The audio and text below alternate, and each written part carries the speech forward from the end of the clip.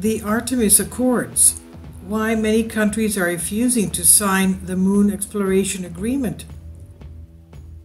The Conversation reports by Christopher Newman, Professor of Space Law and Policy, Northumbria University, Newcastle, the UK. 8 countries have signed the Artemis Accords. It's a set of guidelines surrounding the Artemis program for crewed exploration of the moon, that is, human crews. The United Kingdom, Italy, Australia, Canada, Japan, Luxembourg, and the United Arab Emirates, and the US, of course, are now all participants in the project. It aims to return humans to the moon by 2024 and establish a crewed lunar base by 2030. Kindly support my Patreon account because YouTube has again demonetized my channel. The daily posts are 5 videos daily, and they are totally different from what I have on my YouTube channel. Thank you so much for your support and that you find all my content so interesting. You'll find the Patreon account details in the description box below. This may sound like progress, the Artemis mission. Nations have for a number of years struggled with the issue of how to govern a human settlement on the moon and deal with the management of any resources, but a number of key countries have serious concerns about the accords and have so far refused to sign them. Now, as I'm reading this article to you, I have a terrible idea. I remember that hole that has been found in one of the modules of the International Space Station, the ISS. Remember, there was a hole from the inside towards the outside. Now, we're not talking about the air leak. I don't even know if that hole caused the air leak that we had from August of last year. That has increased the rate of air leaking from the ISS. But the hole that was found, supposedly Russia found out how that was made and did not tell the United States about it. I, for one, don't like that. If you're up in space and you have the responsibility of maintaining the life and securing the life of your crew, of your members, your comrades up there, you can't risk keeping secrets like that concerning the security and the health of your spaceship from your partners up there. Anyway, going back to this, previous attempts to govern space have been through painstakingly negotiating international treaties. The Outer Space Treaty in 1967 laid down the foundational principles for human space exploration. It should be peaceful and benefit all mankind, not just one country. But the treaty has little in the way of detail.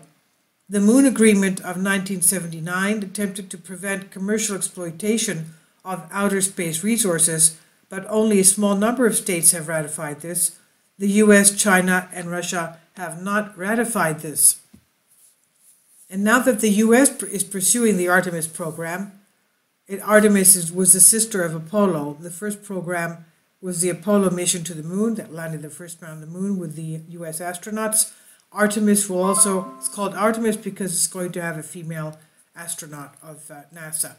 Now, this astronaut program, the question of how states will behave in exploring the moon and using its resources has come to a head. The signing of the accords represent a significant political attempt to codify key principles of space law and apply them to the program. You can hear more about some of the governance issues facing nations who want to explore the moon in the podcast To the Moon and Beyond in the link below. Now, the accords are bilateral agreements and not binding instruments of international law, but by establishing practice in the area, they could have a significant influence on any subsequent governance framework for human settlements on Mars and beyond. Natural allies.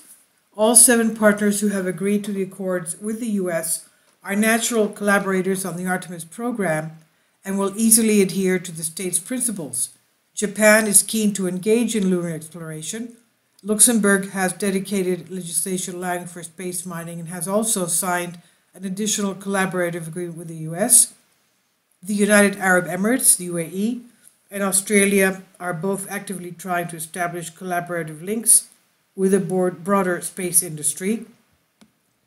So this represents a perfect opportunity for them to build up capacity. Italy, the UK, and Canada have all ambitions to develop their space manufacturing industries and will see this as a chance to grow their economies. The contents of the accords are relatively uncontentious. Throughout, there is reference to the existing Outer Space Treaty framework, so they're tied closely to existing norms of space law. As such, the accords appear deliberately designed to reassure countries that this is not an instruction on how to behave from a hegemonic power. There is an explicit statement that the mining of space resources is in accordance with international law. This follows on from the controversial passing of the Space Act 2015, which put the right to use and trade space resources into American domestic law, but Section 104 of the Accords also commits to ongoing discussions at the UN Committee on the Peaceful Uses of Outer Space as to how the legal framework should develop. The rest of the Accords focus on safety in space operations, transparency, and interoperability, which refers to the ability of space systems to work in conjunction with each other. Controversial issues.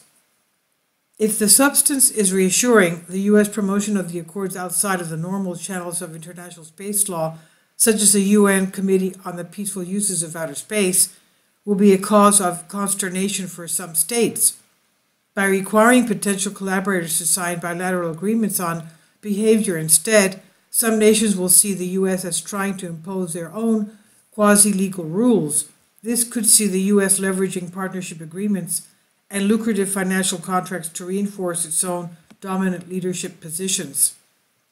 Russia has already stated that the Artemis program is too U.S.-centric to sign it in its present form.